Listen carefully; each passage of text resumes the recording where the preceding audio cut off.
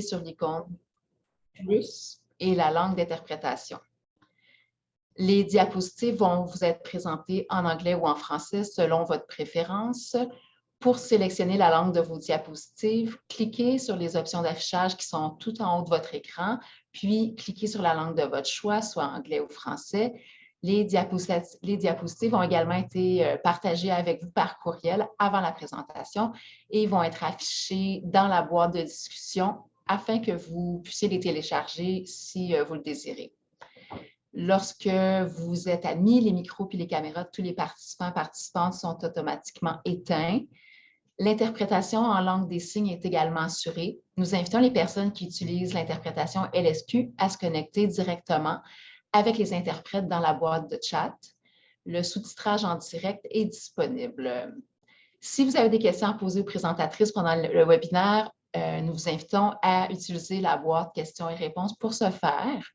Si certaines ou certains souhaitent un soutien technique, il y a une liste de soutien de service qui va être affichée dans la boîte de chat. Si vous désirez désactiver la notification de chat pendant le webinaire, utilisez la flèche qui monte vers le haut à côté du chat dans la barre de menu Zoom, puis cliquez sur « Afficher les aperçus du chat » afin de les décocher. À la fin du webinaire, il va y avoir un lien vers un formulaire d'évaluation qui va s'ouvrir automatiquement pour vous. Lorsque vous aurez complété l'évaluation, il y a un certificat de participation qui va être généré et qui va vous être disponible. Le webinaire est enregistré. L'enregistrement ainsi que tout le matériel, par exemple les diapos, le PowerPoint, seront disponibles sur le site web du réseau d'apprentissage et vont vous être envoyés par courrier électronique après la présentation.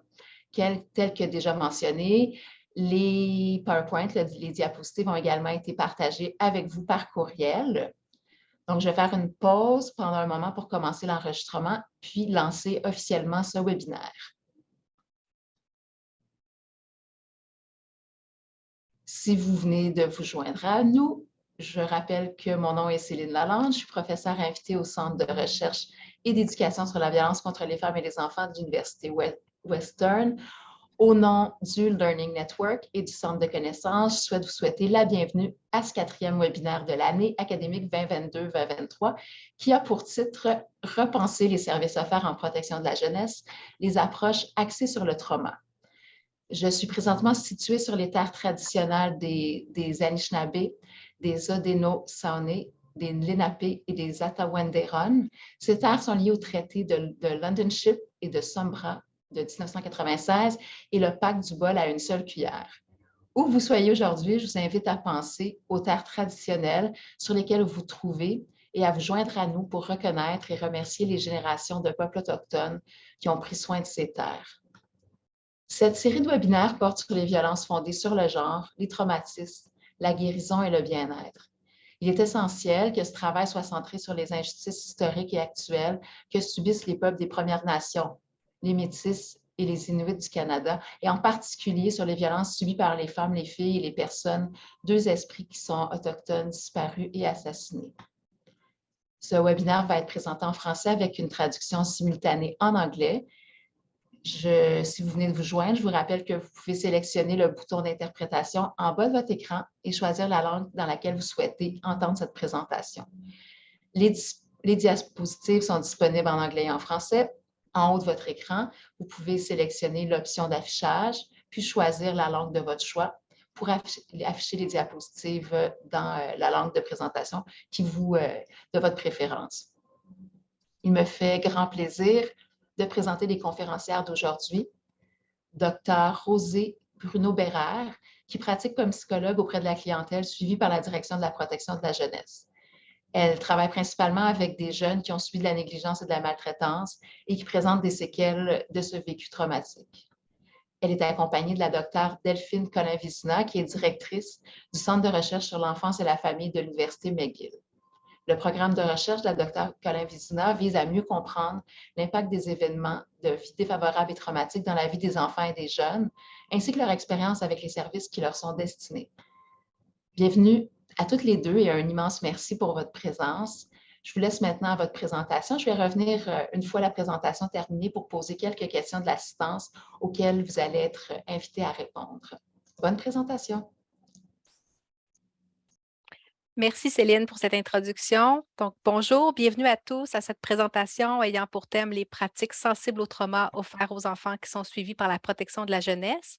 Je m'appelle Rosée et j'ai le privilège de collaborer avec ma collègue et chercheure Delphine Collet-Vézina depuis 2014 à l'implantation des approches sensibles au trauma ici dans la région de Québec. Alors, bonjour à tous et à toutes. Vraiment, un grand plaisir d'être avec vous. On voit que l'auditoire est nombreux, possiblement un thème qui rejoint beaucoup de personnes. Alors, on espère passer vraiment une belle heure avec vous et avoir aussi l'occasion de répondre à vos questions. On a décidé, Rosée et moi, de garder la présentation vraiment sur les messages clés, les éléments les plus centraux, ainsi qu'une étude de cas qui nous permet aussi là, de vraiment voir comment est-ce qu'on peut réellement actualiser cette réalité des services axés sur le trauma d'une façon différente en protection de la jeunesse. Je veux simplement aussi prendre le temps de mentionner que Rosée et moi, nous vous rejoignons des régions différentes qui représentent les peuples des Premières Nations qui, d'hier et aujourd'hui et demain, sont influentes dans l'ensemble du travail qu'on peut faire.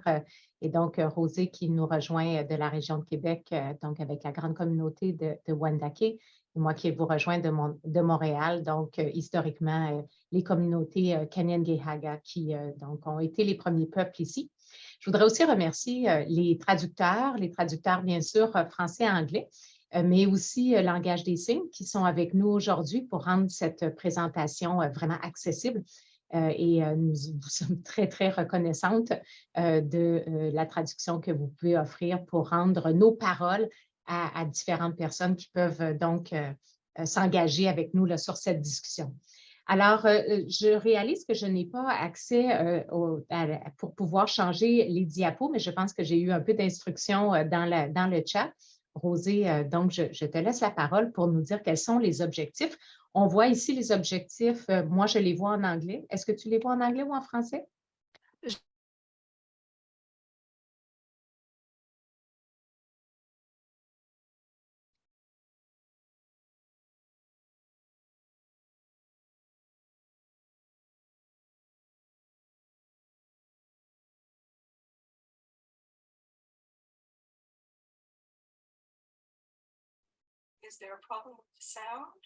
Oui, là, vraiment, il n'y a plus rien qui fonctionne là, de mon côté. C'est tout gelé. Les Can multiples you hear me, impacts Delphine?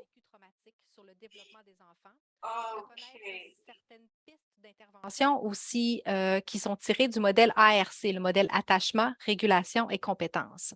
Je vais vous parler aussi d'une vignette clinique et la situation de Jérémy qui va nous permettre d'illustrer les différents propos théoriques et cliniques qui vont être amenés par Delphine là, tout au long de la présentation.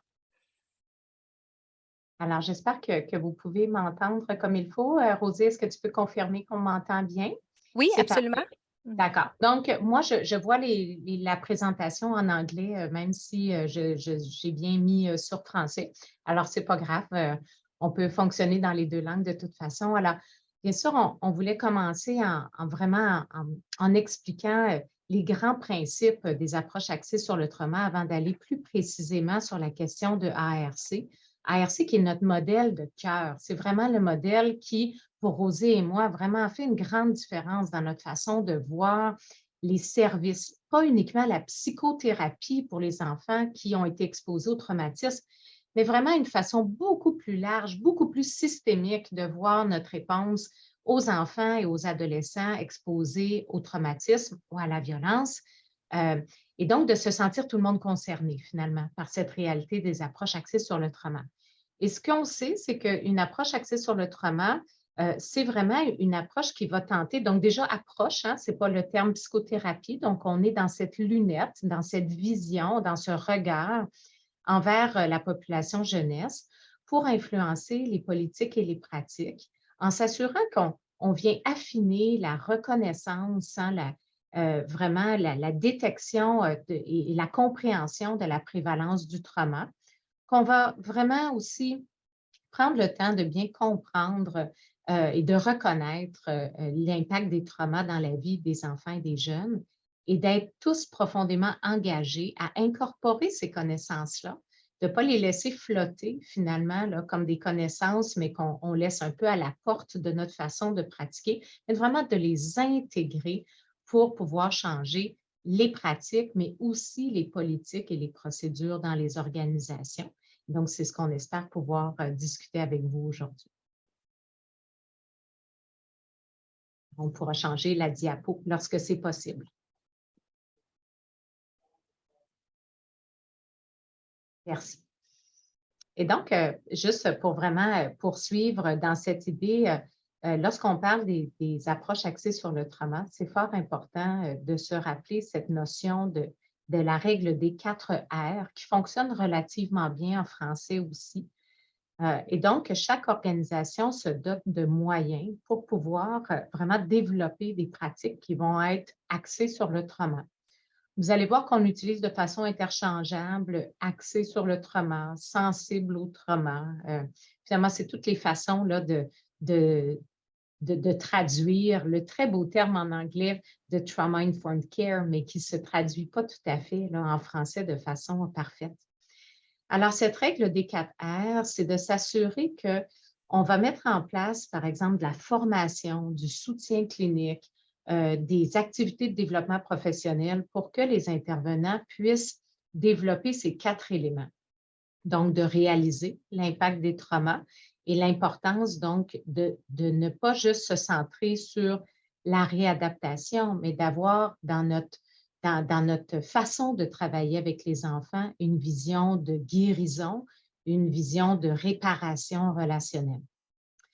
De reconnaître les signes et les symptômes et donc de se doter de moyens pour pouvoir identifier aussi qu'est-ce qui pourrait représenter des difficultés liées au traumatisme qu'on va souvent nommer avec plusieurs étiquettes en santé mentale. Mais est-ce qu'on a une vision juste en donnant ces étiquettes aux problèmes des jeunes ou est-ce que la notion de trauma pourrait nous permettre de mieux expliquer les symptômes et les signes, les difficultés qui sont présentes chez nos clients, mais également chez nous aussi comme intervenants ou les donneurs de soins, les parents d'accueil, d'autres personnes impliquées dans le système.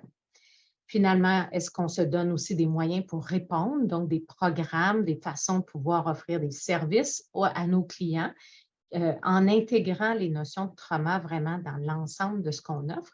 Et finalement, est-ce qu'on a des stratégies pour absolument limiter, si ce n'est pas réduire complètement ou abolir des pratiques qui pourraient malheureusement réactiver des nouveaux traumas ou qui pourraient être vraiment là, très, très dommageables pour l'enfant.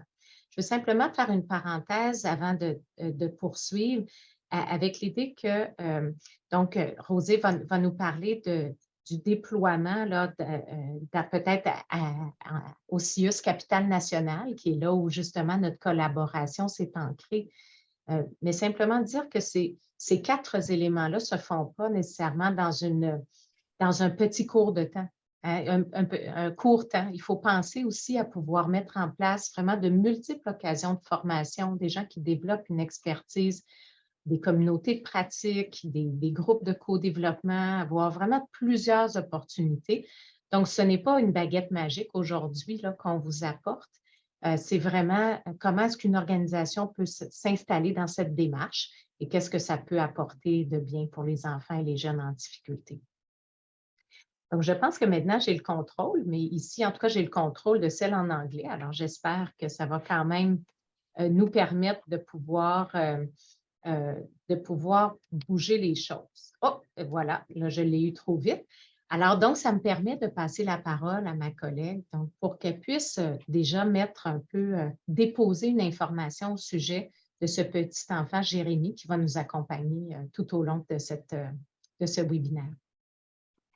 Merci Delphine. Donc, je vais vous parler aujourd'hui de Jérémy. Jérémy est un garçon de 9 ans, hein, c'est un cas fictif qui a été inspiré par de nombreux jeunes que j'ai pu croiser au cours de ma pratique, soit comme psychothérapeute en thérapie individuelle ou encore dans mon rôle de consultant et de support clinique que j'apporte aux équipes de foyers de groupe qui reçoivent des enfants qui ont un vécu qui peut être similaire parfois à celui de Jérémy. Donc, Jérémy fait l'objet d'une évaluation pour un abus sexuel qui aurait été perpétré par le grand-père maternel. C'est en faisant des jeux sexuels dans les toilettes de l'école avec un camarade de classe, c'est au moment où il s'est fait prendre que le dévoilement a eu lieu. C'est là où il a parlé pour la première fois de ces abus-là. Jérémy est un enfant qui cumulait déjà plusieurs difficultés sur le plan scolaire, sur le plan social. Il est en échec dans plusieurs matières. Il a déjà doublé une année. Et il n'y a pas beaucoup d'amis. En fait, il n'y en a pas du tout. C'est un enfant qui a tendance à s'opposer aux demandes qu'on lui fait, qui s'est perçu comme étant distrait, paresseux, irritable, qui peut même devenir violent par moments sans raison apparente. Les gens ont de la misère à comprendre un peu l'intensité de ses réactions à l'école ou encore à la maison. Jérémy est en famille d'accueil depuis 1 an au moment du dévoilement de ces abus sexuels-là et la famille qui l'accompagne là, le jour de l'évaluation du signalement, dans lequel, un moment très stressant pendant lequel il devrait témoigner devant la caméra pour être capable de dénoncer son agresseur, de se protéger lui-même, de protéger d'autres victimes potentielles. La famille qui l'accompagne le connaît depuis 12 mois, mais semble un peu désabusée, désemparée, comme s'il n'arrivait pas vraiment à créer de lien avec cet enfant-là, encore moins à bien comprendre ses besoins, puis à réussir à l'apaiser. Le jour de l'entrevue filmée, Jérémy ne collabore pas du tout. Il est visiblement très, très inconfortable. Il se met à hurler, il menace de s'enfuir et puis donne même des coups de pied dans le mobilier ou encore se replie en petite boule sur lui-même puis ignore les demandes des intervenants. Donc, les intervenants qui disposent seulement d'informations partielles sur sa situation sont un peu surpris de ses réactions aussi intenses. Puis, ils pourraient avoir tendance à mettre le focus sur ces comportements-là dérangeants, désagréables de Jérémy.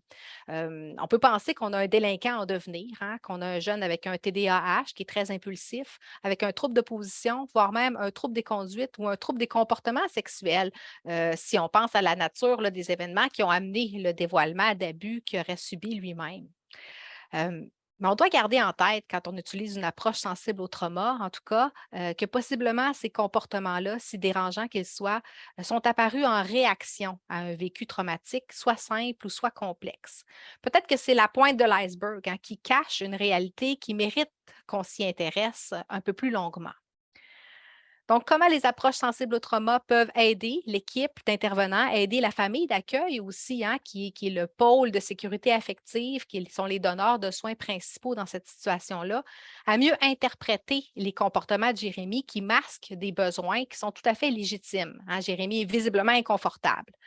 Comment est-ce qu'on peut l'apaiser pour l'aider à mobiliser ses ressources personnelles pour être capable de gérer ses émotions puis de collaborer à cette difficile entrevue qui est sûrement un objectif très important pour lui, mais qui est un objectif aussi des intervenants, un objectif de la société qui est de protéger là, des potentielles victimes d'abus sexuels.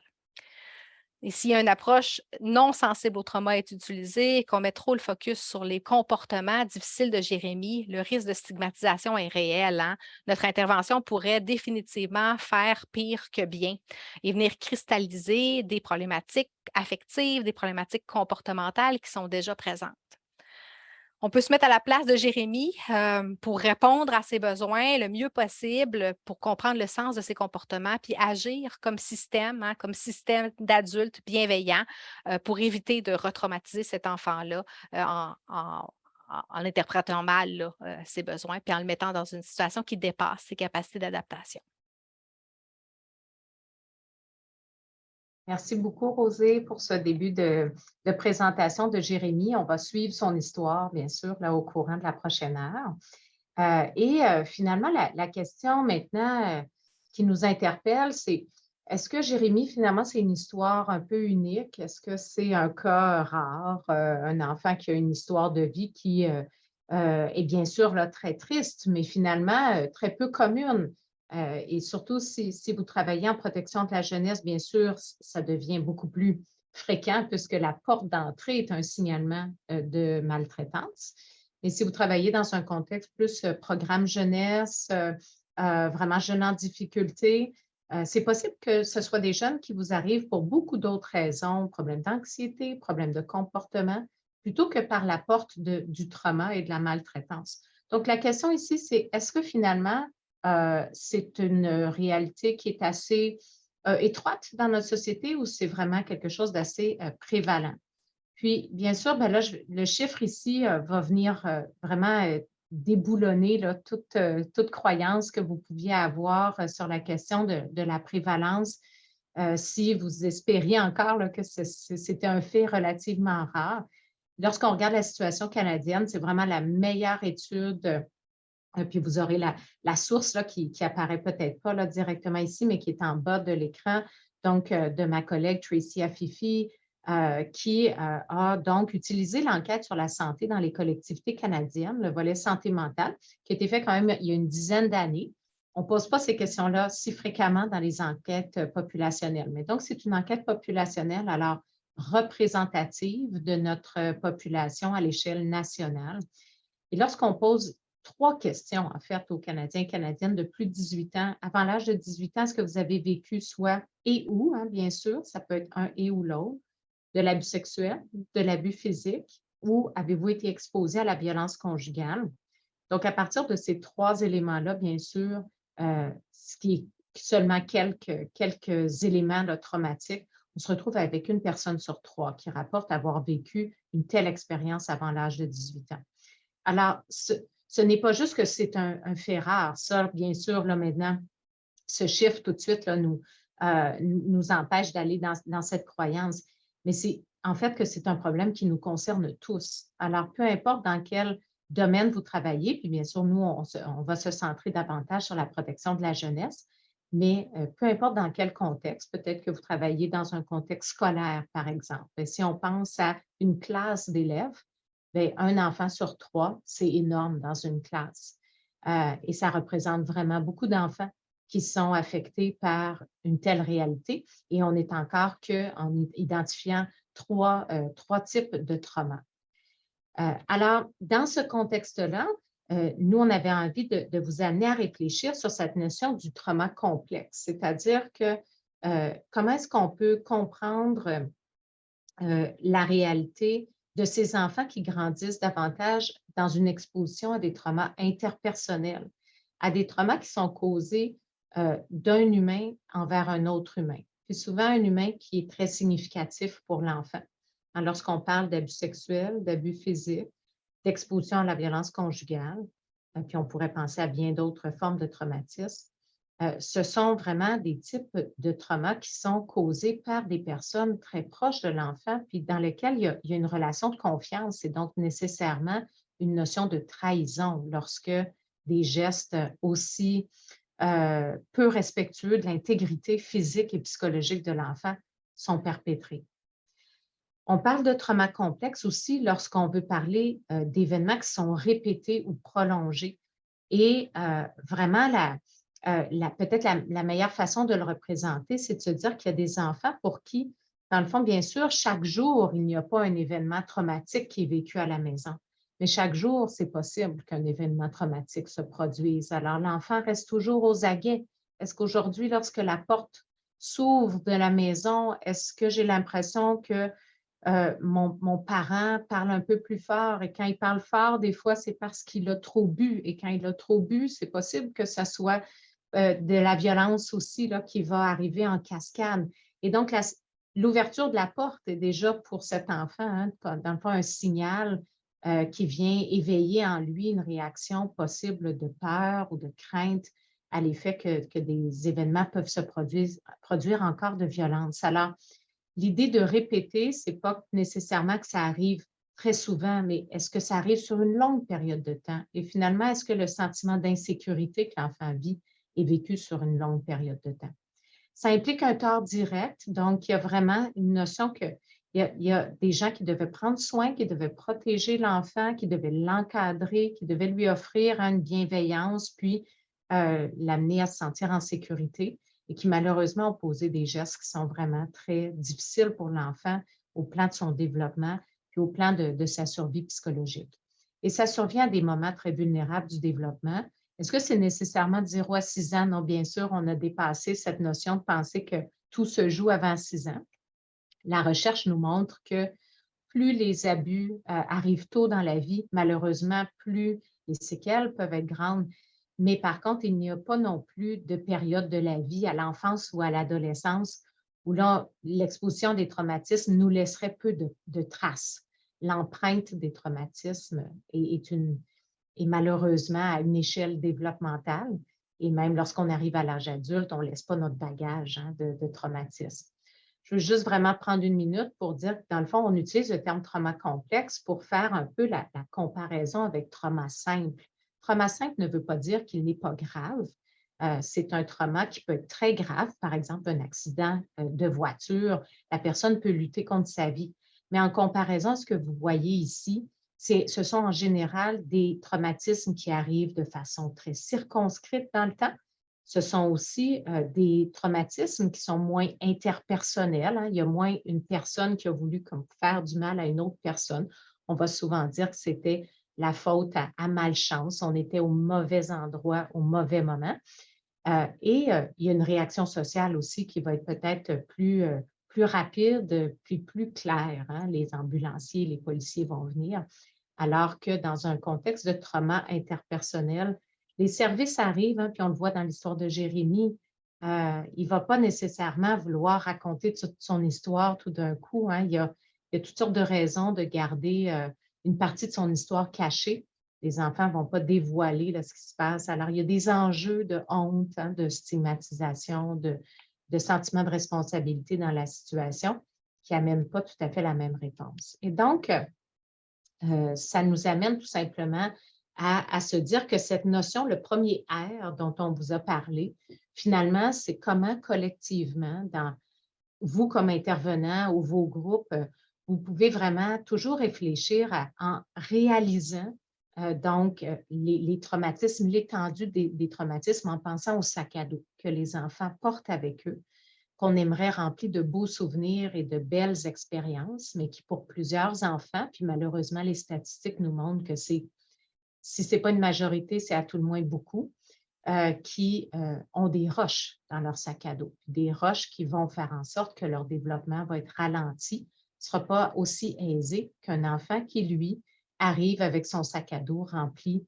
de belles choses et de beaux souvenirs. Alors, donc, que contient ce sac à dos? Quelles sont les expériences de vie cumulées par les enfants et les jeunes?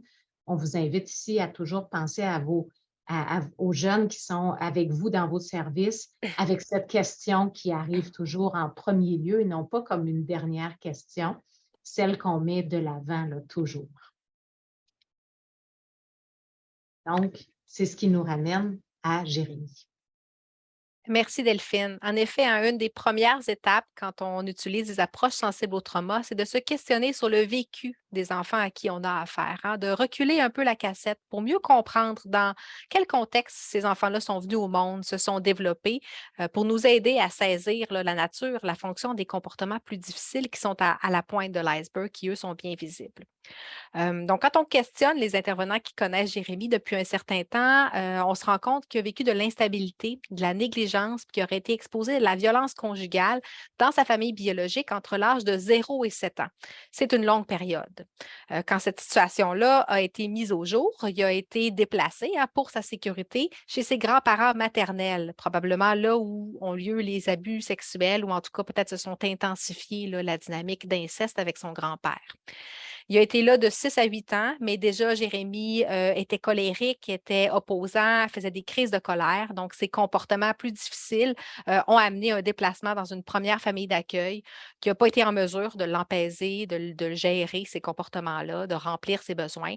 Et l'ont amené à un autre déplacement dans une seconde famille d'accueil, là, celle avec qui il est depuis maintenant 12 mois. Donc, on voit que non seulement il y a un vécu de trauma, d'abus sexuels dans son corps, mais il s'est développé au long cours à travers tout un tas d'événements de vie adverses qui ont certainement façonné plusieurs aspects de son développement et sa manière de réagir au stress.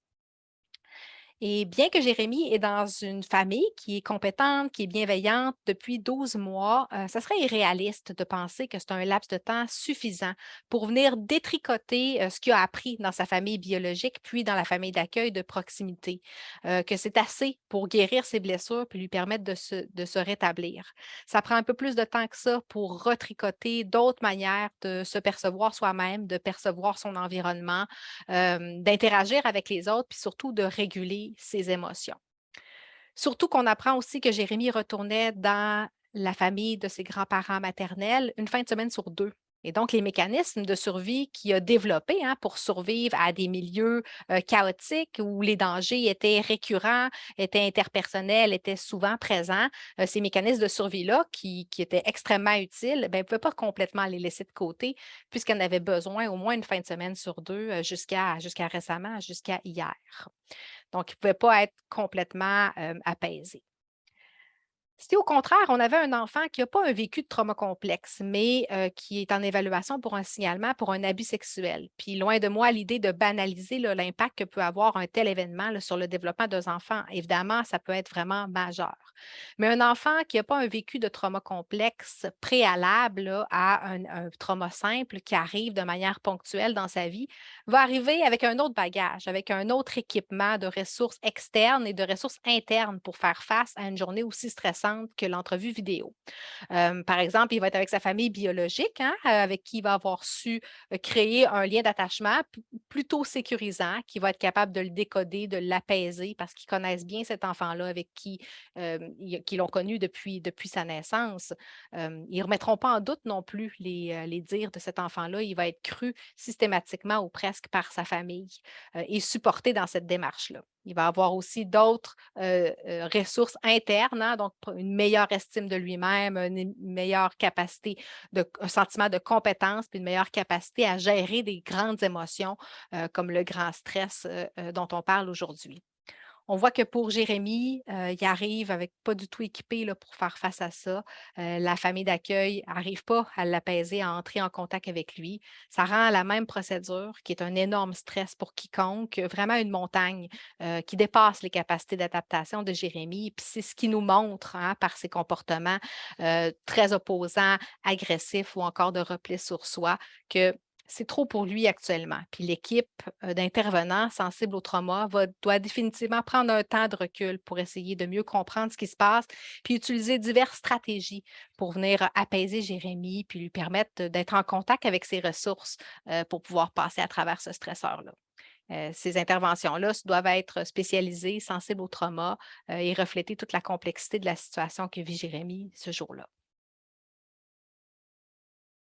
Alors, bien sûr, quand on pense au trauma, on pense à Jérémie, son lourd bagage. Donc, comme Rosée le mentionnait, on est dans une situation d'abus sexuel, mais qui est aussi dans un contexte où il y a eu vraiment beaucoup d'événements qui ont été difficiles pour lui et une stabilité dans sa vie qui n'est pas encore gagnée et qui n'est pas gagnée au plan relationnel. On peut penser que, de par son exposition à plusieurs traumatismes, c'est un enfant qui pourrait d'abord et avant tout présenter, bien sûr, un trouble de stress post-traumatique. Alors maintenant, on s'en va un peu vers les séquelles. Ensemble, on a parlé des événements, puis dans le fond, de la prévalence. Puis maintenant, finalement, qu'est-ce qu'on va observer? Donc, bien sûr, c'est un trouble qui existe chez les enfants et les adolescents, puis qui est susceptible de se manifester autant dans le trauma simple que dans le trauma complexe. Donc, autant un événement plus ponctuel, très grave, possiblement ponctuel, tout comme des événements de vie qui sont chroniques, interpersonnels, qui amènent un certain tort. Donc, vraiment, l'idée du trauma complexe peuvent mener aux troubles de stress post-traumatique.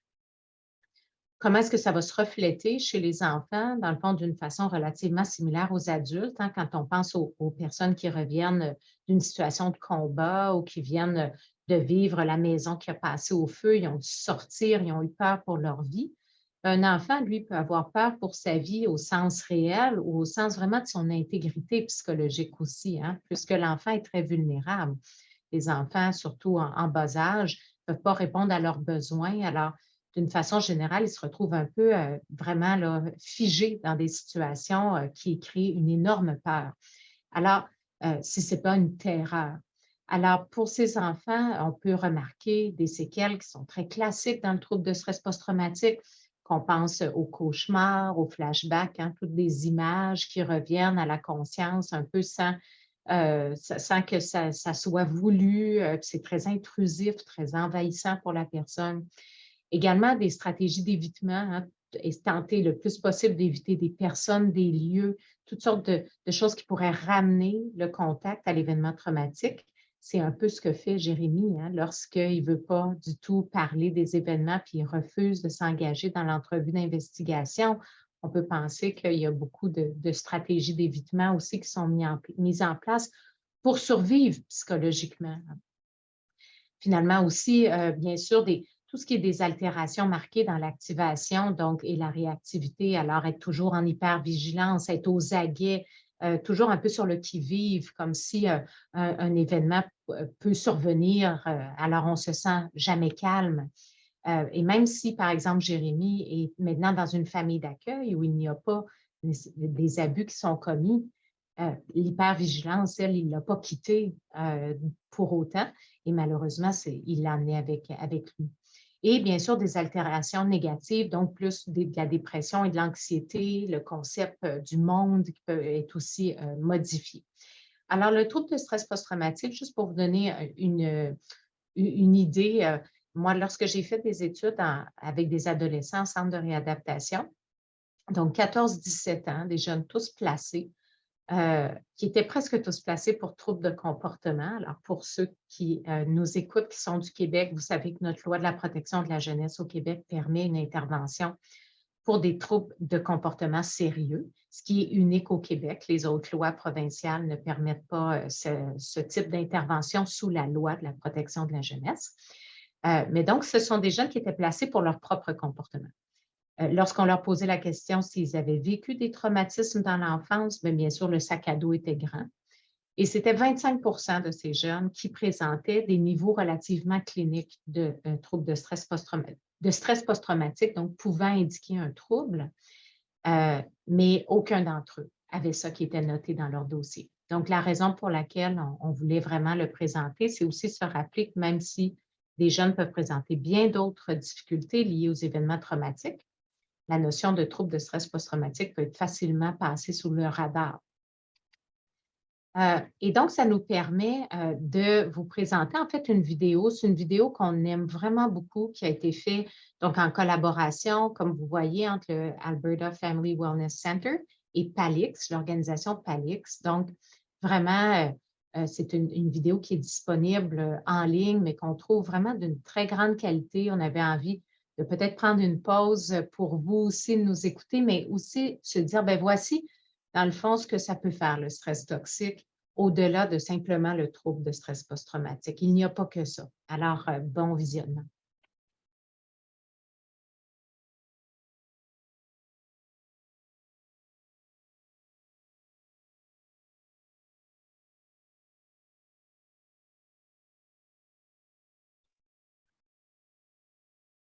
Science tells us the experiences we have in the first years of our lives actually affect the physical architecture of the developing brain.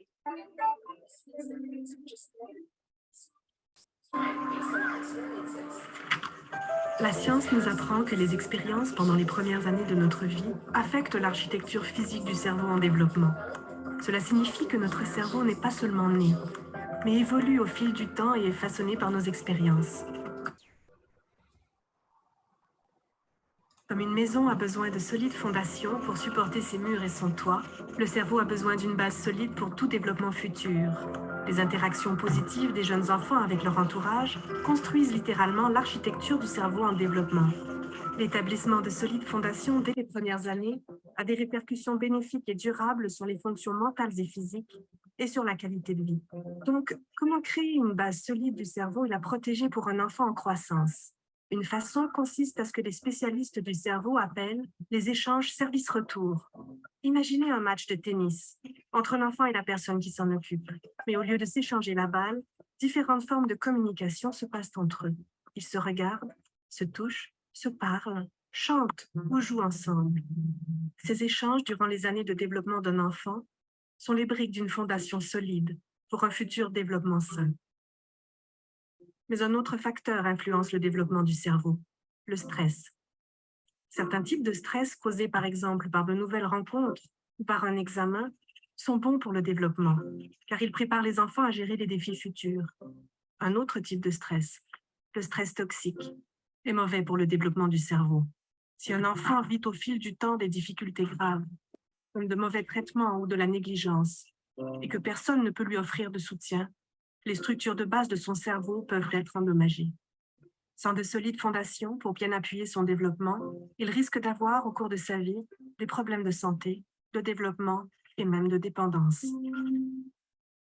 On peut corriger les dommages du stress toxique plus tard, mais il est plus facile, plus efficace et moins cher de bâtir un cerveau à la structure robuste dès le départ.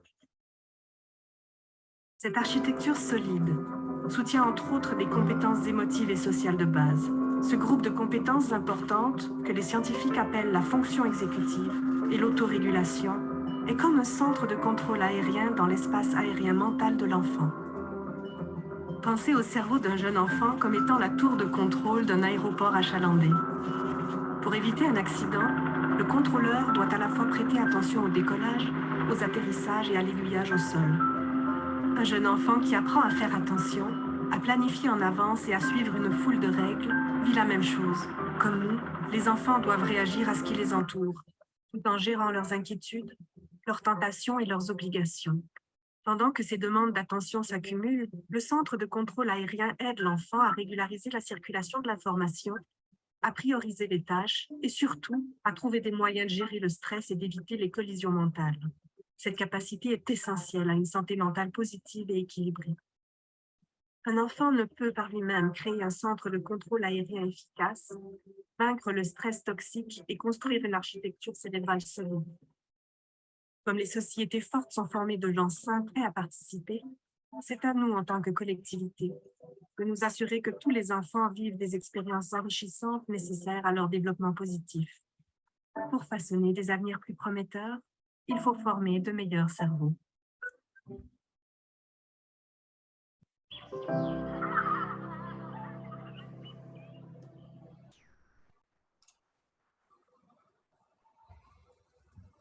Merci beaucoup. J'espère que tous ont pu finalement avoir le son, là. Effectivement, si vous étiez simplement dans la catégorie audio originale, c'était vraiment sans bruit. Mais si vous choisissiez français, là, alors le son arrivait. Mais j'espère que peut-être, si vous n'avez pas pu bien l'entendre, que c'est une vidéo que vous pourrez regarder peut-être à un autre moment.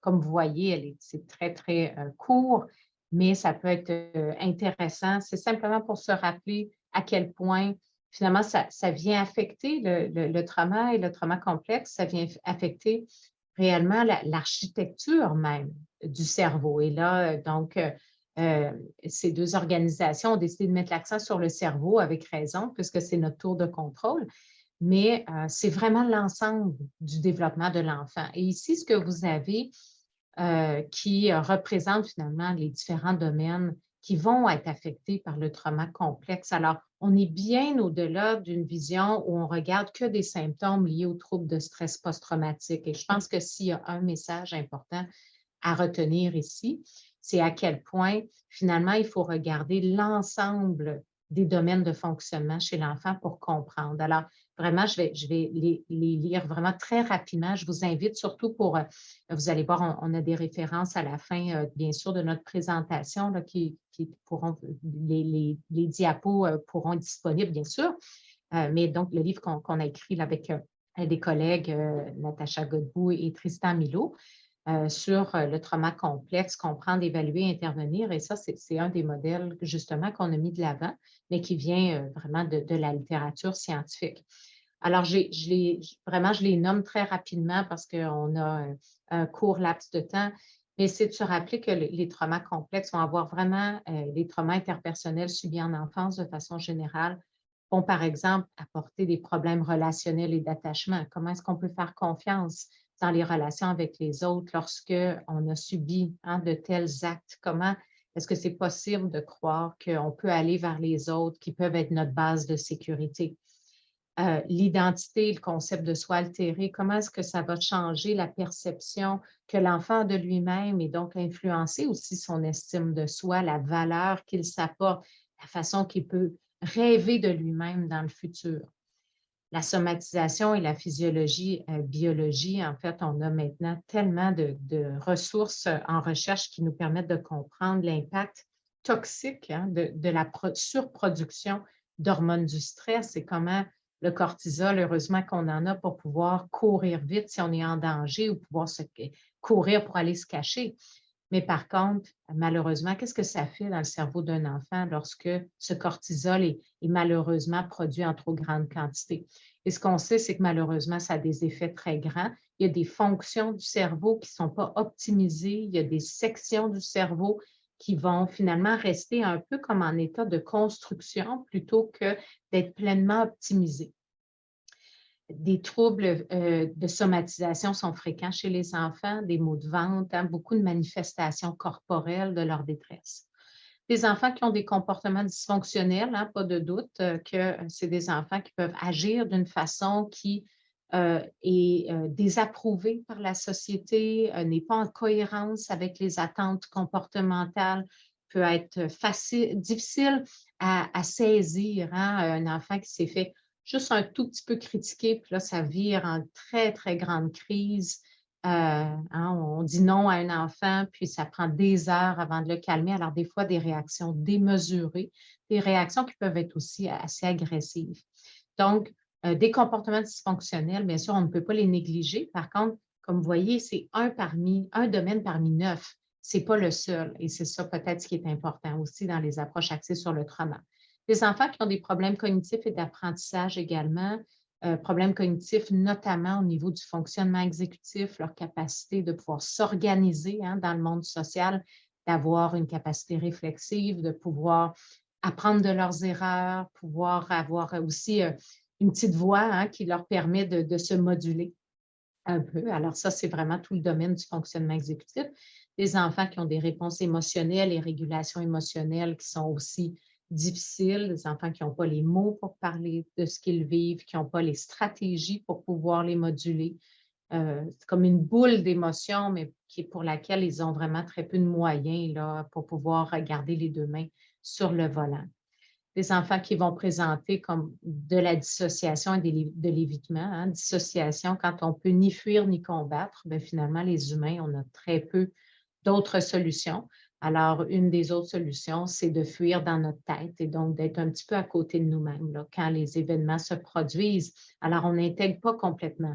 En la dissociation, finalement, c'est vraiment l'inverse de la pleine conscience. Attribution et compréhension du monde, des enfants pour qui bien, ça va changer, comment ils voient finalement le monde dans lequel ils grandissent. Les enfants, on espère qu'ils ont cette naïveté, qu'ils sont capables de penser que vraiment, il y a du bonheur autour d'eux, puis il y a de la bonté. Mais malheureusement, c'est des enfants qui ont vite appris que derrière, des fois, un sourire, il y a peut-être une personne qui veut abuser, derrière un parent qui est fâché, il y a un parent qui pourrait se déréguler et devenir vraiment violent. Alors, qu'est-ce que ça change comme vision du monde? Et finalement, la mentalisation, hein, donc notre capacité à vraiment pouvoir à la fois être dans notre propre perception, mais être capable d'apprécier la perception des autres aussi, puis de tolérer donc ces processus-là cognitifs qui nous permettent d'être beaucoup en relation. C'est un très grand facteur d'importance dans notre capacité de s'installer dans les relations humaines, puis malheureusement des enfants qui ont de la difficulté à ce niveau-là.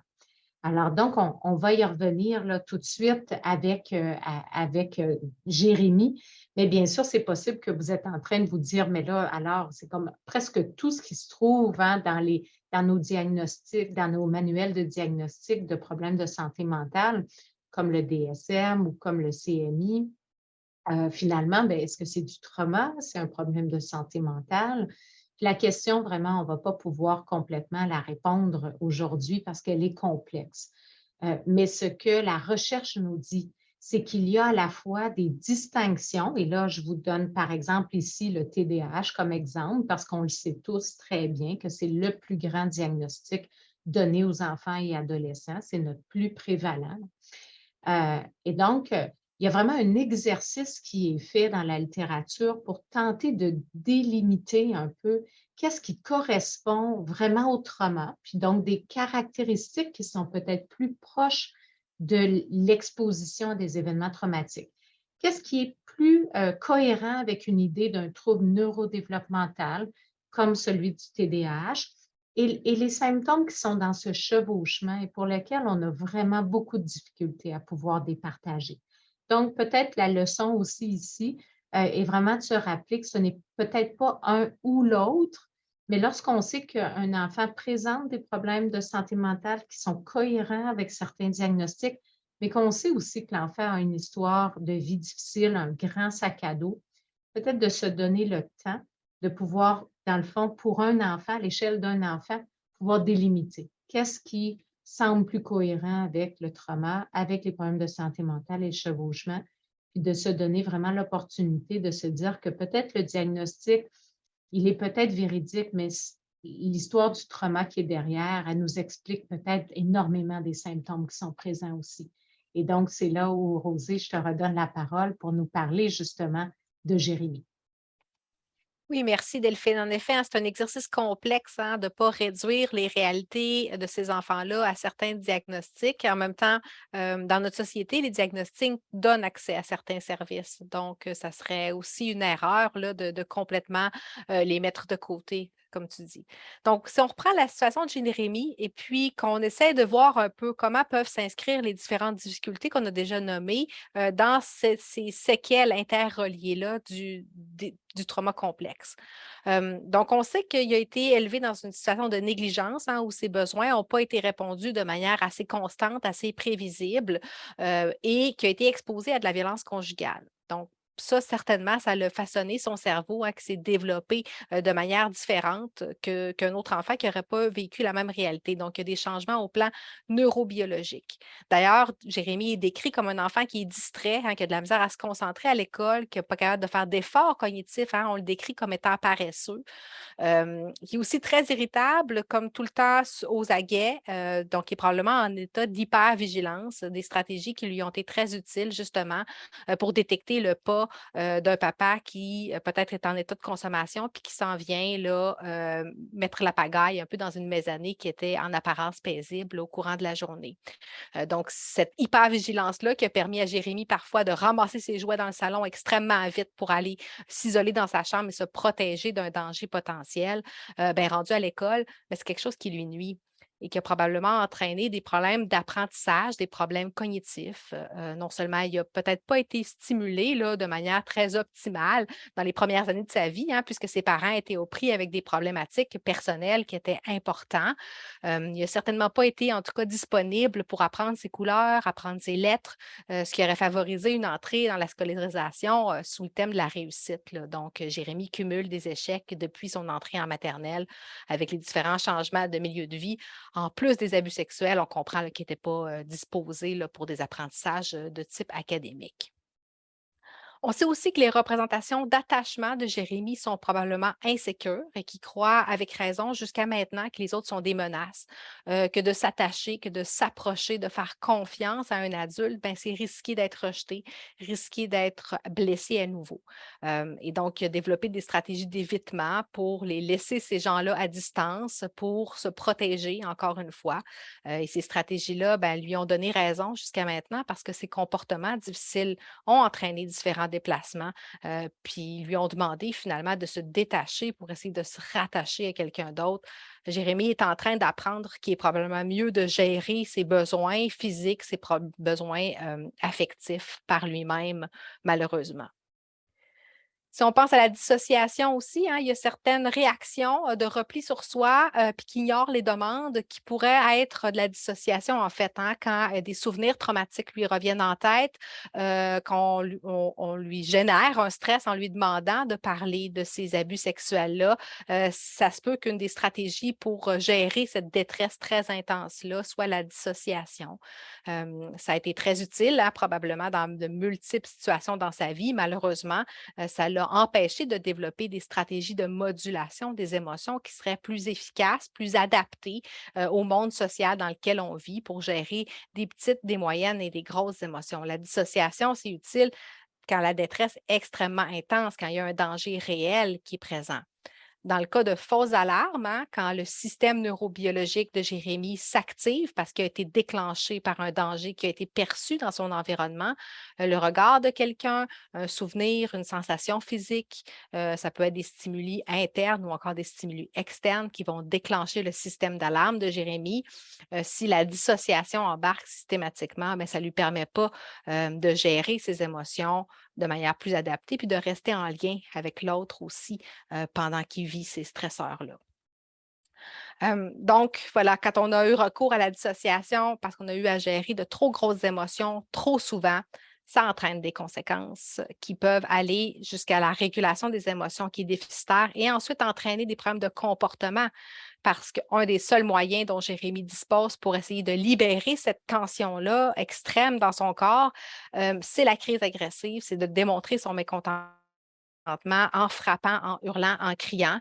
Puis ça va lui permettre de retrouver une forme d'équilibre, hein. C'est un moyen inadapté, inapproprié de gérer des émotions qui sont extrêmement intenses, faute d'autres options, hein, parce que son vécu ne lui a pas permis de développer des compétences qui seraient plus efficaces à ce moment-ci.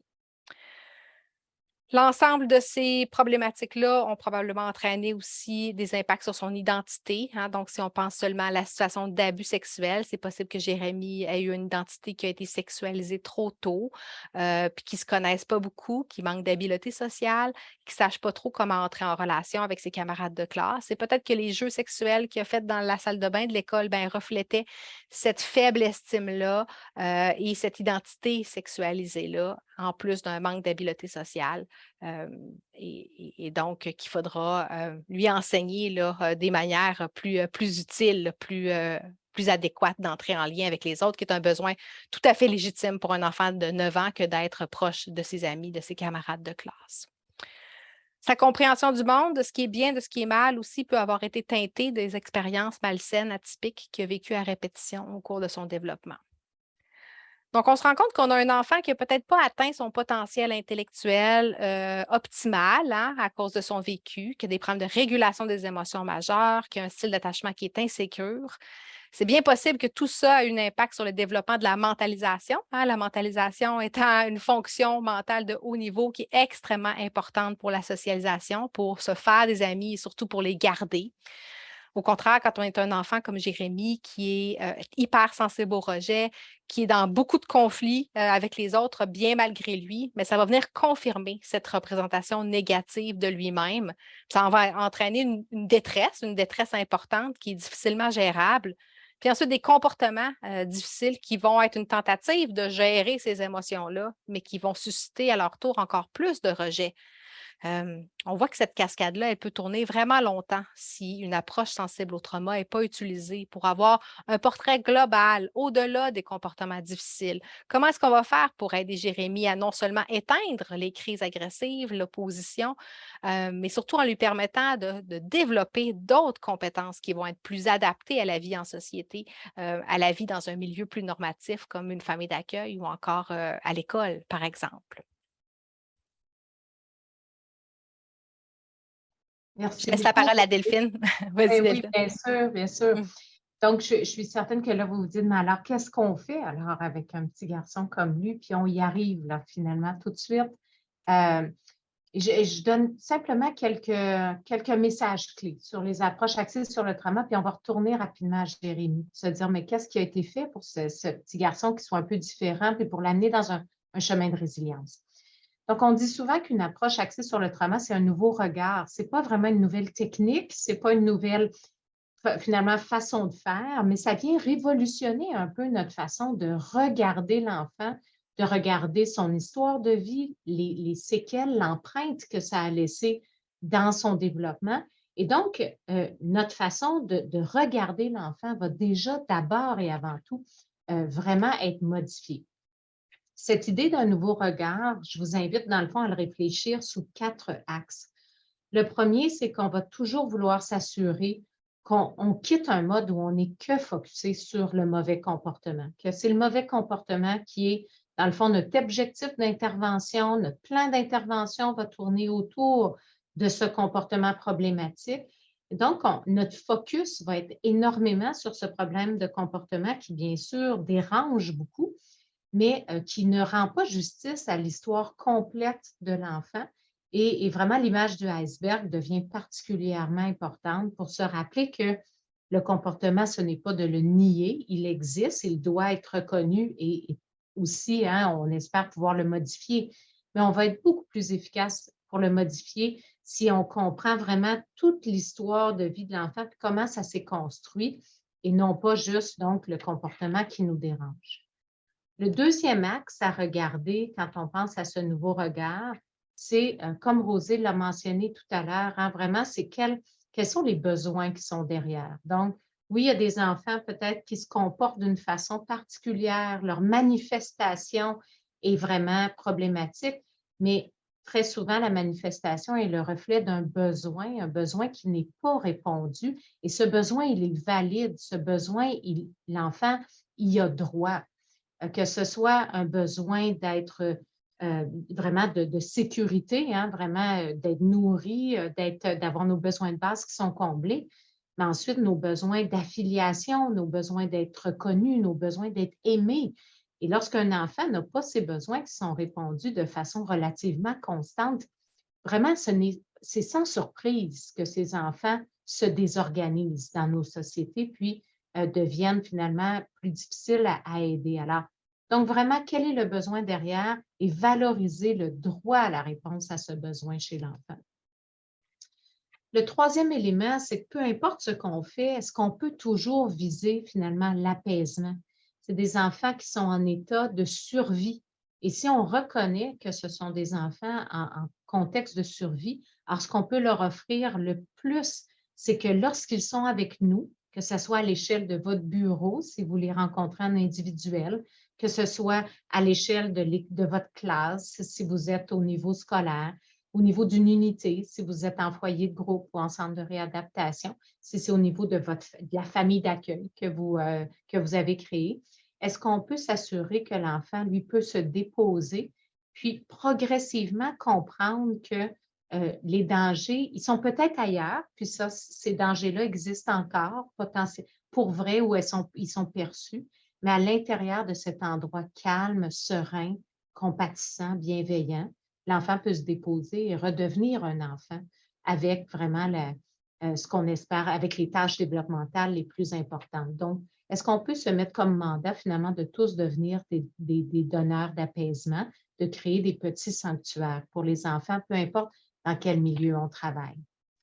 Et finalement, est-ce qu'on peut favoriser la prise de pouvoir saine? Hein? Donc, dans beaucoup de nos services, on va viser l'obéissance et la conformité de façon plus ou moins intense. Mais même lorsqu'on rencontre un enfant 1 heure dans notre bureau, on a des attentes envers cet enfant. On veut qu'il se conforme à nos règles à nous, peut-être à nos attentes, c'est-à-dire de nous parler de ce qui s'est passé dans la dernière semaine. On va imposer quand même une certaine des attentes et des normes. Et bien sûr, ces normes-là existent et elles sont importantes à mettre de l'avant, mais est-ce qu'on peut penser à vraiment aller chercher l'engagement, chercher la reprise de pouvoir saine avec nous, amener l'enfant à pouvoir décider, à pouvoir, dans le fond, exercer sa capacité d'agentivité, hein, d'être une personne pleine avec des droits pleins. Plutôt que de favoriser l'obéissance, la soumission a fait trop partie de leur vie. Puis même si aujourd'hui, ils ont l'air de s'opposer à tout, la réalité, c'est que dans l'histoire de leurs abus, en tout cas, ils n'ont pas pu s'opposer à une personne qui était un abuseur. Et ça, fondamentalement, il y a quelque chose que ça détruit chez l'être humain. Donc, il est important de redonner ce pouvoir d'agir-là. Puis souvent, on est des adultes qui disons ce que les enfants doivent faire. Et dans une approche qui est axée sur le trauma, on veut vraiment les amener relativement à un niveau assez égalitaire, tout en sachant que les adultes ont à apporter beaucoup et comment les enfants vont se reposer sur nous, mais d'une façon qui est moins dans la joute de pouvoir, si on veut.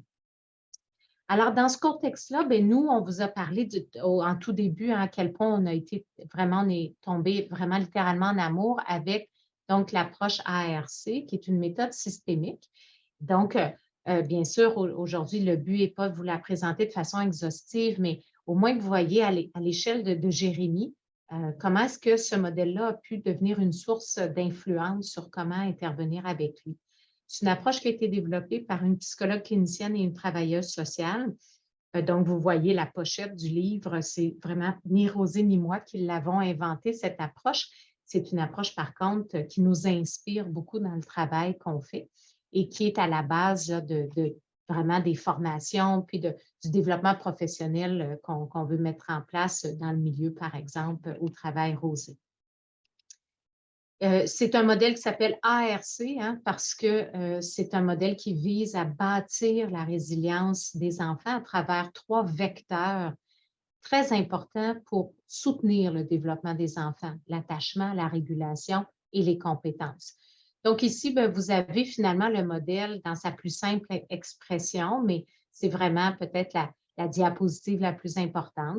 C'est-à-dire que lorsqu'on veut travailler dans cette lunette, hein, et que le modèle ARC nous sert finalement de structure pour mettre ces lunettes, puis savoir, mais qu'est-ce qu'on regarde finalement à travers notre lunette? C'est de penser au service offert aux enfants à travers ces différents paliers qui ne sont pas des phases. On n'est pas obligé d'être parfait au niveau du sous-sol pour pouvoir monter dans la maison. Donc, au niveau du sous-sol, on va s'intéresser à l'engagement, l'éducation, routine et rythme. Donc, vraiment des prérequis pour pouvoir aider les enfants à s'apaiser. L'attachement, on va avoir 3 cibles d'intervention: gestion des affects des donneurs de soins, ajustement empathique, syntonie et réponse efficace. Au niveau de la régulation, là, on va commencer à plutôt cibler l'enfant. Jusqu'à présent, on était plus chez les donneurs de soins, les adultes qui sont autour de l'enfant. Mais là, on va vouloir commencer à bâtir sa propre boîte à outils, aider l'enfant à travailler donc son identification et la modulation des émotions et finalement arriver aux compétences avec le développement du fonctionnement exécutif, du développement de soi et les liens relationnels. Et l'objectif de ARC, c'est d'amener les enfants à graduellement intégrer leur trauma, ce qui ne veut pas nécessairement dire parler des événements traumatiques. Ça dépend bien sûr de quel est votre mandat. Mais on utilise le modèle ARC, par exemple, pour vous donner une idée, autant avec une personne dans un centre de réadaptation qui est engagée pour assurer la sécurité. Donc, vraiment, comment est-ce qu'on peut amener cette personne aussi à se voir dans ce modèle, puis voir sa contribution pour amener de l'apaisement à l'enfant. Tout comme une personne qui fait de la psychothérapie pourrait utiliser aussi le modèle ARC. Alors, selon notre rôle, bien, le modèle ARC, on va le mouler selon, dans le fond, notre responsabilité, notre rôle auprès d'un enfant. Ça permet d'avoir un langage commun et donc ça, c'est très intéressant. Et ce que je suggère, c'est qu'on utilise vraiment les dernières minutes pour que Rosée puisse nous expliquer vraiment comment le modèle ARC a été utilisé avec Jérémie, puis qu'on vous mette simplement à la fin des ressources supplémentaires, puis qu'on puisse aller vers vos questions. Merci Delphine. Donc, en effet, on n'aura pas le temps aujourd'hui de passer chacun des blocs, hein, mais peut-être on va mettre l'accent là, sur certains concepts de base, puis vous donner des idées d'intervention bien concrètes que peut-être vous utilisez déjà, hein, puis que vous ne saviez pas qui étaient sensibles au trauma, mais que vous saurez un peu un rationnel un peu plus poussé, là, pourquoi ce genre de technique-là ou ce genre d'attitude-là ou de philosophie d'intervention, j'oserais dire, sont efficaces avec les jeunes qui ont un vécu de trauma complexe comme Jérémie. Donc, le premier sur lequel je voudrais apporter votre attention, c'est les routines et les rythmes. Les routines et les rythmes, ça peut sembler simple et ça l'est. C'est seulement d'encourager l'ensemble des intervenants, que vous voyez l'enfant à une reprise ou à quelques reprises ou encore sur une base plus régulière, à être très prévisible dans vos actions. Hein. C'est vraiment ce qui va permettre d'abaisser le système d'hypervigilance, hein, donc de permettre une forme d'apaisement, puis d'indiquer au système fragilisé de Jérémie que pendant ce laps de temps-là, qui commence au temps A et qui finit au temps B, il est en sécurité. Il peut se déposer un peu sur le donneur de soins que vous êtes pour être capable de mobiliser ses ressources pour une intervention ou un apprentissage que vous voudriez lui faire faire. Comment on fait ça? C'est tout simple, en utilisant idéalement toujours le même local, au même moment dans la semaine, à la même heure, en commençant puis en terminant les rencontres avec un petit rituel. Hein. Ça peut être un petit jeu qui prend seulement 1 minute, qu'on fait au début, à la fin, un dessin qu'on va commencer au début puis qu'on va terminer à la fin, ou encore une poignée de main là, qu'on va inventer avec l'enfant puis qu'on va s'assurer là, de garder en tête, de garder une trace. Ce sont des petites choses que vous pouvez intégrer dans vos différents rôles auprès de l'enfant qui vont vraiment permettre de travailler la sécurité affective d'un enfant comme Jérémie. Évidemment, ça, c'est comme intervenant, mais à la maison aussi, à l'école aussi, c'est primordial que Jérémie apprenne que malgré ce qu'il a pu connaître jusqu'à maintenant, ben, les êtres humains qui l'entourent sont généralement bienveillants, puis vont être capables, ou en tout cas vont essayer de remplir ses besoins de manière assez prévisible. C'est ce qui va lui permettre de pouvoir reprendre une trajectoire développementale qui va être plus normative, là, puis plus adaptée. Ensuite, le prochain, c'est la syntonie, hein, donc je ne sais pas si, Delphine, tu avais quelque chose à rajouter sur ça? Non, je voulais simplement rappeler que les routines, dans le fond, le troisième point hein, qui est là, de se rappeler que vraiment, c'est de s'assurer que les routines permettent aussi d'avoir beaucoup de moments relationnels, hein, des opportunités de guérison qui peuvent se mettre dans la routine de façon générale. Réveiller un enfant pour aller à l'école, l'accompagner dans son organisation, lui permettre un retour ou aller le dodo. C'est tous des moments vraiment dans la routine qui sont des ancrages vraiment, puis des opportunités de moments partagés que des fois, on ne voit pas assez comme des moments thérapeutiques, hein, qu'on voit plutôt comme des moments de la vie quotidienne, mais qui sont d'une importance capitale pour des enfants qui ont vraiment grandi dans des contextes traumatiques.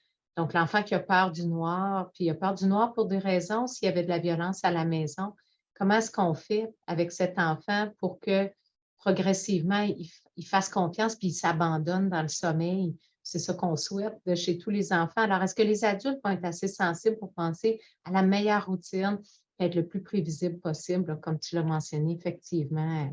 Donc, même si ça a l'air de base, après Parents 101, en fait, il y a des beaux miracles qui peuvent se faire là. Autant Rosée que moi avons vu des enfants qui se sont déposés lorsqu'on a pensé à la meilleure routine pour les accompagner puis qui se sentent vraiment là, épaulés par les adultes qui étaient là plutôt que d'avoir des attentes comportementales un peu trop rigides, si on veut, envers eux.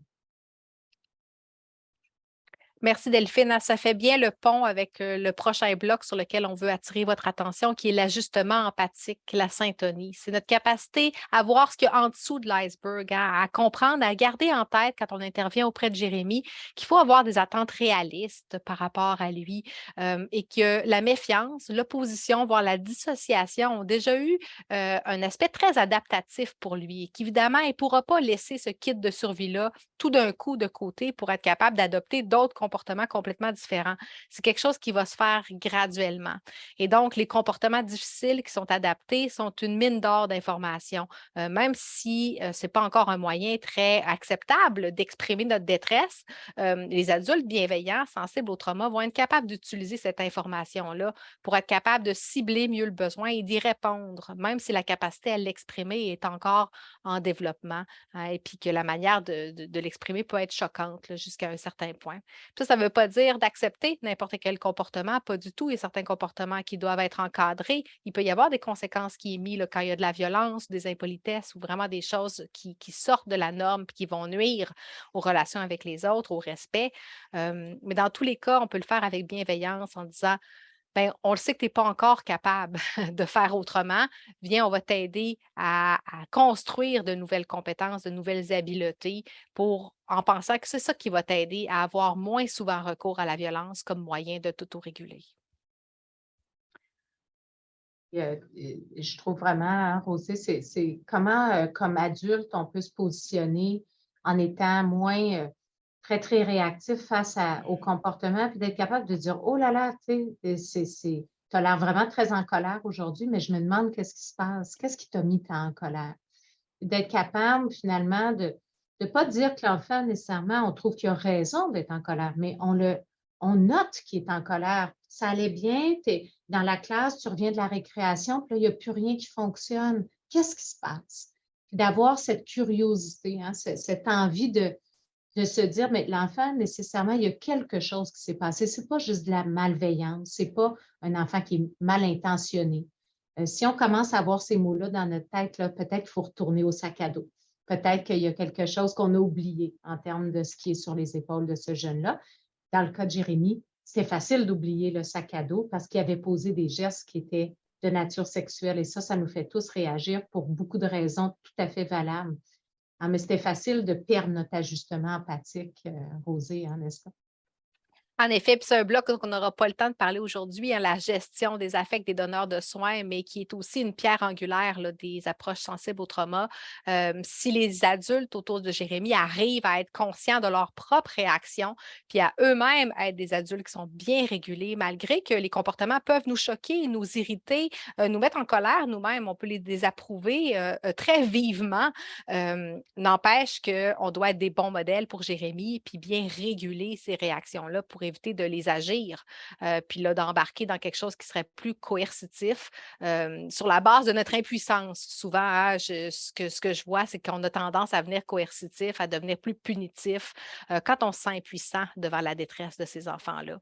Mais d'en prendre conscience, ça nous aide à ne pas agir ces émotions-là. On demande aux jeunes de ne pas agir leurs émotions, Ouais. puis nous, comme adultes, hein, c'est ça Mais qu'on doit apprendre à faire aussi. C'est pas toujours facile, c'est la réalité. Il faut être conscient aussi de nos propres limites, puis avoir des attentes réalistes et bienveillantes envers nous-mêmes aussi, comme parents, comme intervenants, comme humains. Là. Ouais. Absolument. Et donc, il y a une troisième cible d'ARC dont tu voulais nous parler, Rosée. Hein, on vous donne des exemples. On est allé puiser dans la maison 3 exemples pour vous parler de Jérémie. Alors, c'est celui de la modulation. Oui, donc une fois que Jérémie aura appris graduellement à faire confiance hein, au système de donneurs de soins qui l'entoure, que ce soit sa famille d'accueil, le système scolaire, tout le monde qui est engagé auprès de lui, puis qui aura appris un peu hein, que lui-même est digne de recevoir cette attention positive-là, de voir ses besoins remplis de manière régulière, bien là, on pourra lui demander de s'entraîner à moduler ses émotions, donc à mettre vraiment les mains sur le bouton du volume pour pouvoir descendre son état d'activation physiologique ou encore l'augmenter au besoin. Hein. Et donc, on peut penser à un plan d'entraînement qu'on pourrait suggérer à Jérémie, même si Jérémie est opposant et qu'il ne veut pas trop aller dans la nouveauté. Une fois qu'il va être plus sécure au plan affectif, il va être aussi plus ouvert à essayer de nouvelles stratégies de régulation des émotions. Si on se colle sur ses propres objectifs, qui sont peut-être d'apprendre à faire moins de crises, parce que Jérémie se rend compte que ça le met bien dans le trouble, puis de se faire des amis, on peut utiliser ces objectifs à lui, qui peuvent être différents des objectifs des intervenants, que les intervenants, nous, on peut avoir pour lui, mais pour lui suggérer des stratégies un peu plus intenses physiquement. Hein, donc, une combinaison de stratégies plus intenses au plan physique et de stratégies qui vont être plus relaxes, plus de détente, donnent généralement des bons résultats. Ça peut être, par exemple, de permettre à Jérémie de botter un ballon le plus fort possible à répétition sur un mur. Hein. C'est quelque chose qui va libérer la tension interne, qui va libérer l'agressivité, puis qui va permettre à Jérémie de rester en contact avec ses ressources cognitives pour, par exemple, gérer là, les exigences de la vie scolaire, des apprentissages en classe. Ce n'est pas un privilège, ce n'est pas une récompense. Hein? Même au contraire, c'est quand Jérémie a une journée difficile, qui est particulièrement irritable, opposant, qu'on doit l'encourager ou qu'on doit même l'accompagner à utiliser ce moyen-là pour venir vider un peu le vase là, de la tension interne, puis pour lui permettre de baisser finalement les chances que cette tension-là s'accumule trop et que ça finisse en crise agressive, qui là entraînerait toute une cascade de conséquences. En combinaison avec ça, on peut peut-être l'inscrire à un programme de yoga sensible au trauma, par exemple, dans lequel la combinaison du mouvement, des respirations et de la méditation va vraiment venir recalibrer le système nerveux fragilisé de Jérémie. C'est efficace sur le moment, donc après la séance, mais aussi à plus long terme pour vraiment venir faire des modifications au plan neurobiologique qui vont être utiles pour la modulation des émotions lorsqu'il va être confronté à de petits stress ou, espérons pas trop souvent, mais c'est possible, à de grands stress éventuellement. Et donc, on veut faire expérimenter à Jérémie là, différents moyens de reprendre le contrôle là, sur ses émotions. Ça va lui permettre d'avoir des meilleurs apprentissages scolaires, d'établir des liens relationnels avec les autres de manière réciproque, positive, puis de se bâtir un réseau social bien à lui, qui est un des facteurs de protection les plus importants pour le développement de problèmes de santé mentale chez les enfants, les adolescents et aussi à l'âge adulte. Donc, voilà, ça fait le tour de certaines pistes d'intervention. On pourrait penser à de nombreux autres éléments à rajouter pour supporter la résilience de Jérémy aujourd'hui dans le grand stress qu'il doit vivre cette semaine, puis pour le reste de l'année, puis possiblement le reste de ses jours. Parce que l'intégration du vécu traumatique, ben, c'est définitivement un objectif à long terme là, pour un enfant qui a un tel vécu. Merci beaucoup, Rosée. Puis ça nous permet de voir aussi les différentes ressources qu'on voulait vous inviter aussi à regarder. Donc, j'espère qu'il y en a quelques-unes ici là, qui peuvent peut-être vous permettre de continuer à réfléchir sur cette question. Et je sais que Céline donc, va prendre la parole pour nous poser des questions. Céline, je me permets juste parce que je vois qu'il y en a qui se ressemblent. Alors, je vais juste regrouper une question qui veut dire plusieurs choses.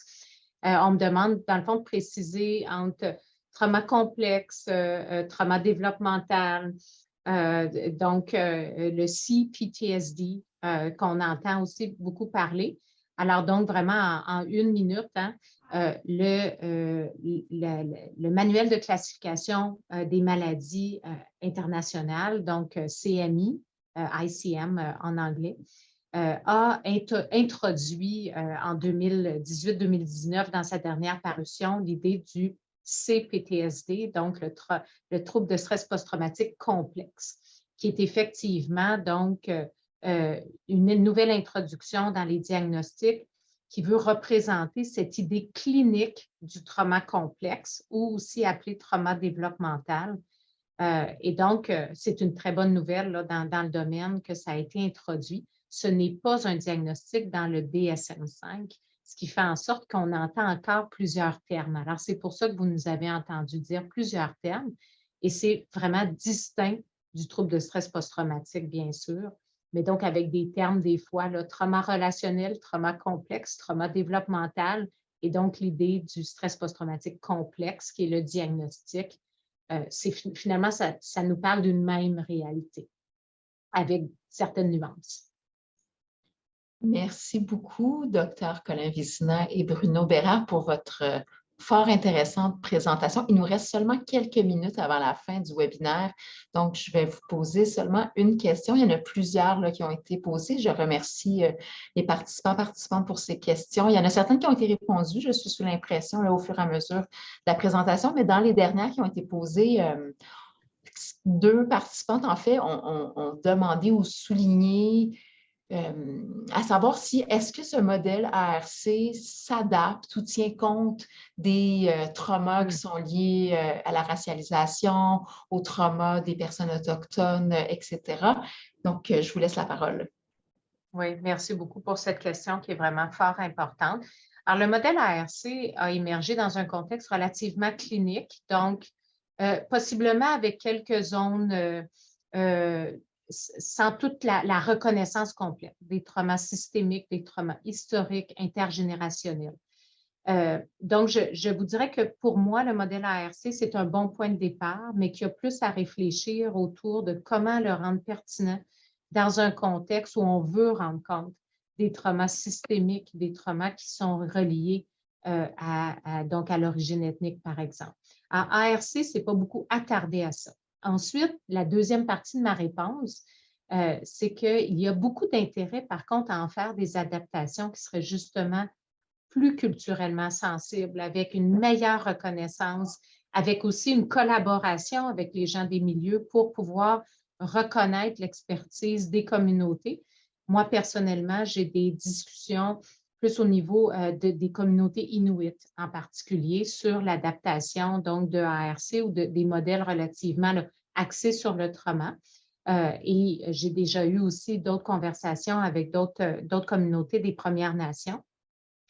Et lorsqu'on a cette conversation, en général, les personnes des communautés autochtones me rappellent que ARC, finalement, met la lumière sur des choses qui ont été reconnues comme fort importantes dans plusieurs communautés, qui a beaucoup de résonance, qui ont pu être peut-être oubliées dans un contexte occidental et finalement qui ramène le relationnel, l'affiliation, le sentiment d'appartenance qui peut être au cœur de beaucoup de communautés. Alors, je pense qu'il n'y a pas d'impossibilité, mais ARC a à faire un petit bout de chemin pour le rendre vraiment pertinent pour un ensemble de communautés avec des réalités qui peuvent être fort différentes.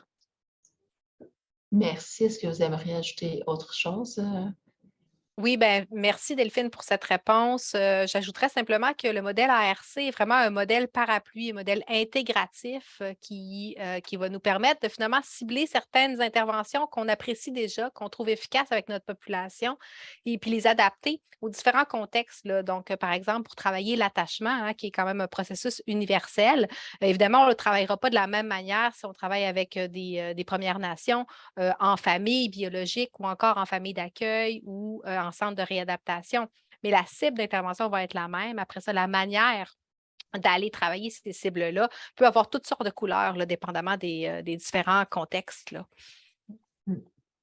Merci beaucoup. Malheureusement, on en aurait pris plus, mais on doit mettre fin au webinaire qui se termine dans la prochaine minute.